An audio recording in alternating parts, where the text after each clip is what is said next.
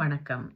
French மொழியில ஒரு ஒளியில 2-3 சொற்கள் இருக்கும் என்று சொல்லி. இப்போ எடுத்துக்காட்டுக்கு இன்றைக்கு நாங்கள் பார்க்க போகிறது பான்.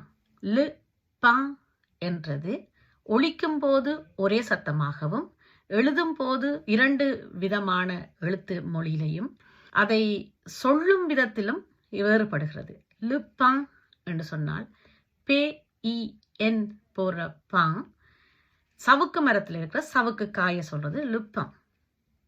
இன்னொரு லு பான் என்றது PAEN என்று வரும். இது நாங்கள் சாப்பிட்ற பான், அதை லுப்பான் என்று சொல்றது.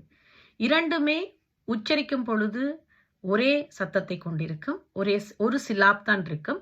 ஆனால் எழுதும் விதத்திலும் வேறு வேறு, அதனுடைய பொருள்களும் மாறுபடுகிறது. லுப்பான் லுப்பான் ரெண்டுமே பான்றதான் சத்தத்தை கொடுக்குது.